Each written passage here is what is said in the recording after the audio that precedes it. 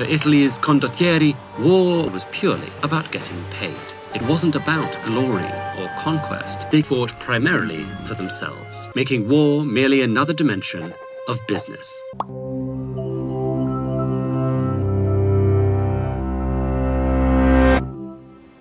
At dawn on July 29, 1364, John Hawkwood, an English soldier turned contract mercenary, led a surprise attack against an army of sleeping Florentine mercenaries. The enemy commander quickly awoke and gathered his men to launch a counterattack. But as soon as the defending army was ready to fight, Hawkwood's fighters simply turned and walked away. This wasn't an act of cowardice. These mercenaries, known as Condottieri, had simply done just enough fighting to fulfill their contracts. And for Italy's Condottieri, war wasn't about glory or conquest. It was purely about getting paid. For much of the 14th and 15th centuries, the Condottieri dominated Italian warfare, profiting from and encouraging the region's intense political rivalries. The most powerful of these regions were ruled either by wealthy representatives of the Catholic Church or merchants who'd grown rich from international trade. These rulers competed for power and prestige by working to attract the most talented artists and thinkers to their courts, leading to a cultural explosion now known as the Italian Renaissance. But local rivalries also played out in military conflicts, fought almost entirely by the Condottieri. Many of these elite mercenaries were veterans of the 100 Years' War, hailing from France and England. When that war reached a temporary truce in 1360, some soldiers began pillaging France in search of fortune.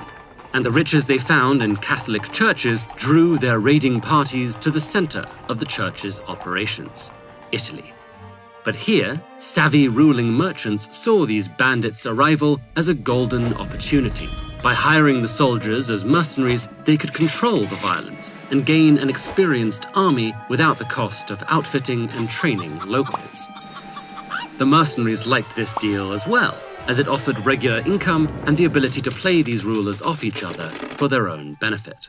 Of course, these soldiers had to be kept on a tight leash. Rulers forced them to sign elaborate contracts, or condotta, a word that became synonymous with the mercenaries themselves. Divisions of payment, distribution of plunder, non-compete agreements, it was all spelled out clearly, making war merely another dimension of business. Contracts specified the number of men a commander would provide, and the resulting armies ranged from a few hundred to several thousand. Individual soldiers regularly moved between armies in search of higher payments, and when their contracts expired, Condottieri commanders became free agents, with no expectation of ongoing loyalty. When John Hawkwood launched his surprise attack against the Florentine Condottieri, he was working for Pisa. Later, he would fight for Florence and many of Pisa's other enemies. But regardless of who was contracting them, the Condottieri fought primarily for themselves. Their extensive military experience allowed them to avoid taking unnecessary risks in the heat of battle. And, while still deadly, their clashes rarely led to crushing victories or defeats. Condottieri commanders wanted battles to be inconclusive. After all, if they established peace, they'd put themselves out of business. So even when one side did win, enemy combatants were typically held hostage and released to fight another day. But there was nothing merciful about these decisions. Contracts could just as easily turn them into ruthless killers, as in 1377, when Hawkwood led the massacre of a famine-stricken town who tried to revolt against the local government. Over time, foreign condottieri were increasingly replaced by native Italians. For young men from humble origins, war for profit offered an attractive alternative to farming or the church, and this new generation of condottieri leveraged their military power into political influence, in some cases even founding ruling dynasties.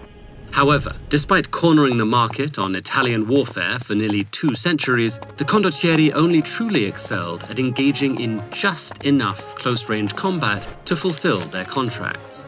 Over time, they became outclassed by the gunpowder weaponry of France and Spain's large standing armies, as well as the naval might of the Ottomans.